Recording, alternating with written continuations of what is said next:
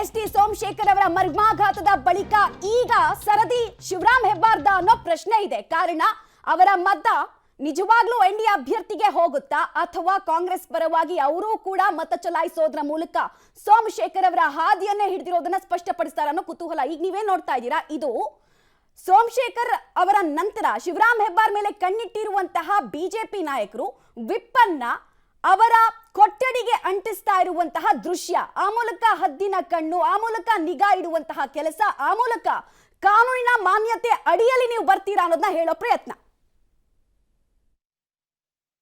ಈ ಹಿಂದೆನೆ ಕೊಟ್ಟಿದ್ರಿ ಅವ್ರ ರೂಮಿಗೆ ಬಂದು ಇನ್ನೊಂದು ಹಚ್ಚಿ ಹೋಗ್ತಾ ಇದ್ವಿ ಅಷ್ಟೇ. ಅಂದ್ರೆ ಎಸ್.ಟಿ. ಸೋಮಶೇಖರ್ ಬಂದಿಲ್ಲ, ಅವರು ಇನ್ನೂವರೆಗೆ ಬಂದಿಲ್ಲ. ಇಲ್ಲಿ ಅದಾರೆ ಕರ್ಕೊಂಡು ಹೋಗ್ಬೇಕಂತ ಬಂದಿದ್ವಿ, ಇಲ್ಲ ಅಂತ ಸುದ್ದಿ ಕೇಳಿ ಅಂಟಿಸ್ಕೊಂಡಿದ್ವಿ ಅಷ್ಟೇ. ಎಸ್.ಟಿ. ಸೋಮಶೇಖರ್ ಅವರು ಈಗಾಗಲೇ ಅಡ್ಡ ಮತದಾನ ಮಾಡಿದ್ದಾರೆ ಅನ್ನೋದು ಒಂದು ಗೊತ್ತಾಗಿದೆ. ಈಗ ಶಿವರಾಮ್ ಹೆಬ್ಬಾರ್ ಅವರು ಕೂಡ ಮಾಡ್ತಾರೆ ಅನ್ನೋ ಭಯ ಮಾಡ್ಲಿಕ್ಕಿಲ್ಲ ಅಂತ ಅನಿಸುತ್ತೆ ನನಗೆ. ಯಾಕಂತಂದ್ರೆ ಅವ್ರು ಪಾರ್ಟಿನ ಗೆದ್ದಿದ್ದಾರೆ, ಪಾರ್ಟಿ ಬಿಟ್ಟು ಹೋದ್ಮೇಲೆ ಏನು ಬೇಕಾದ್ರೂ ಮಾಡ್ಬೋದು, ಪಾರ್ಟಿ ಅವ್ರಿಗೆ ಜೊತೆ ಮಾಡಬಾರ್ದು ಅಂತಕ್ಕಂಥ ನಮ್ಮ ಇಂಟೆನ್ಷನ್. ಹಾಗಾಗಿ ಅದರ ಅವ್ರ ಕೈ ಕೊಡೋಣ ಅಂತ ಬಂದಿದ್ವಿ. ಮತ್ತೊಂದು ಈ ಹಿಂದೆ ವಿಪ್ ಜಾರಿ ಮಾಡಿದ್ರೆ 66 ಮಂದಿಗೂ ಮಾಡಿದ್ವಿ. ಅಂದ್ರೆ ಅವ್ರ ಕೈಗೆ ಕೊಟ್ಟಿರ್ಲಿಲ್ಲ, ಅಂದ್ರೆ ಶಿವರಾಮ್ ಹೆಬ್ಬಾರ್ ಅವ್ರ ಕೈ ಕೊಟ್ಟಿರ್ಲಿಲ್ಲ, ಈಗ ಅದನ್ನ ಕೈ ಕೊಡ್ಬೇಕು ಅಂತ ಹೇಳಿ ಕೊಟ್ಟಿದ್ವಿ.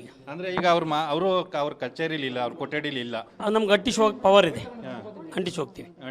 ಓಕೆ. ಜೊತೆಗೆ ಈಗ ಎಸ್.ಟಿ. ಸೋಮಶೇಖರ್ ಅಡ್ಡದ ಮತದಾನ ಮಾಡಿದ್ದಾರೆ, ಅವರ ವಿರುದ್ಧ ಕ್ರಮವನ್ನ ತಗೊಳ್ಕೊಳ್ತೀರಾ? ಏನು ಅದು? ಖಂಡಿತ ಕ್ರಮ ಆಗುತ್ತೆ, ಅದೇನು ಪ್ರಶ್ನೆ. ಹಿರಿಯರು ತೀರ್ಮಾನ ಮಾಡ್ತಾ ಇದ್ದಾರೆ. ಶಿವರಾಮ್ ಹೆಬ್ಬಾರ್ ಅವರು ನಿಮ್ಮ ಪಕ್ಷಕ್ಕೆ ಮತದಾನ ಮಾಡ್ತಾರೆ ಅನ್ನೋದು ವಿಶ್ವಾಸ ಇದೆ, ನೋಡೋಣ ಏನಾಗುತ್ತೆ.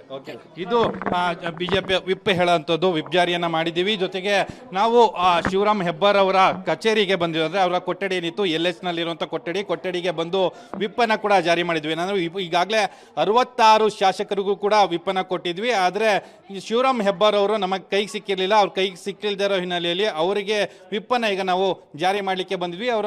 ಅವರ ಕಚೇರಿಯಲ್ಲಿ ಇಲ್ಲ, ಅಂದ್ರೆ ಅವರ ಕೊಠಡಿ ಏನಿತ್ತು LS ನಲ್ಲಿರುವಂಥ ಕೊಠಡಿ, ಆ ಕೊಠಡಿಯಲ್ಲಿ ಇಲ್ದೇ ಇರೋ ಹಿನ್ನೆಲೆಯಲ್ಲಿ ವಿಪ್ ಅನ್ನ ಈಗ ನಾವು ಜಾರಿ ಮಾಡಿದ್ದೀವಿ ಅಂತೇಳಿ ಹೇಳಿರುವಂಥದ್ದು. ನೀವು ನೋಡ್ತಾ ಇದ್ದೀರಿ, ಏನು ದೊಡ್ಡನಗೌಡ ಪಾಟೀಲ್ ಏನಿದ್ದಾರೆ, ಅವರು ವಿರೋಧ ಪಕ್ಷದ ಮುಖ್ಯ ಸಚೇತಕರಾಗಿರುವಂಥದ್ದು. ಆ ಹಿನ್ನೆಲೆಯಲ್ಲಿ ಅವರು ಬಂದು ವಿಪ್ಪನ್ನು ಕೊಟ್ಟಿದ್ದಾರೆ. ವಿಪ್ಪನ್ನು ಕೊಟ್ಟು ಮತದಾನವನ್ನು ಮಾಡಬೇಕು ಅಂತೇಳಿ. ಯಾಕಂದರೆ ಈಗಾಗಲೇ ಎಸ್.ಟಿ. ಸೋಮಶೇಖರ್ ಅವರು ಅಡ್ಡ ಮತದಾನವನ್ನು ಮಾಡಿದರೆ ಬಿಜೆಪಿಗೆ ಒಂದು ಮಟ್ಟದಲ್ಲಿ ದೊಡ್ಡ ಶಾಕ್ ಆಗಿದ್ದಂಥದ್ದು. ಆ ಹಿನ್ನೆಲೆಯಲ್ಲಿ ಈಗ ಮತ್ತೊಮ್ಮೆ ಶಿವರಾಮ್ ಹೆಬ್ಬಾರ್ ಅವರು ಕೂಡ ಇದೇ ರೀತಿಯಲ್ಲಿ ಮಾಡಬಹುದು, ಯಾಕಂದರೆ ಅವರು ಕೂಡ ಅಡ್ಡದ ಮತದಾನವನ್ನು ಮಾಡ್ಬೋದು ಅಂತೇಳಿ ಭಯದಿಂದ ಈ ರೀತಿಯಲ್ಲಿ ವಿಪ್ಪನ್ನು ಜಾರಿ ಮಾಡಿರುವಂಥದ್ದು. ಜೊತೆಗೆ ಶಿವರಾಮ್ ಹೆಬ್ಬಾರ್ ಅವರು ಈಗ ಅವರ ಏನು LSನ ಭವನದಲ್ಲಿರುವಂಥ ರೂಮ್ ಏನಿತ್ತು, ಆ ರೂಮ್ನಲ್ಲಿ ಇಲ್ಲದೆ ಇರುವಂಥದ್ದು. ಜೊತೆಗೆ ಅವರು ವಿಧಾನಸೌಧಕ್ಕೆ ಕೂಡ ತೆರಳಿದ್ದಾರೆ ಅನ್ನೋದ್ರ ಬಗ್ಗೆ ಕೂಡ ಮಾಹಿತಿಗಳಿದ್ದಾವೆ. ಸದ್ಯಕ್ಕೆ ಈಗ ವಿಪ್ ಜಾರಿಯನ್ನ ಮಾಡಿ ಈಗ ಮುಂದಕ್ಕೆ ಹೋಗಿದ್ದಾರೆ. ಜೊತೆಗೆ ಅವರ ವಿರುದ್ಧ ಏನಾದರೂ ಅಡ್ಡ ಮತದಾನವನ್ನು ಮಾಡಿದರೆ ಕಾನೂನು ಕ್ರಮವನ್ನು ತೆಗೆದುಕೊಳ್ಬೇಕು ಅಂತೇಳಿ ಕೂಡ ಈಗ ಸಾಕಷ್ಟು ಚರ್ಚೆಗಳು ಕೂಡ ನಡೀತಾ ಇರುವಂಥದ್ದು.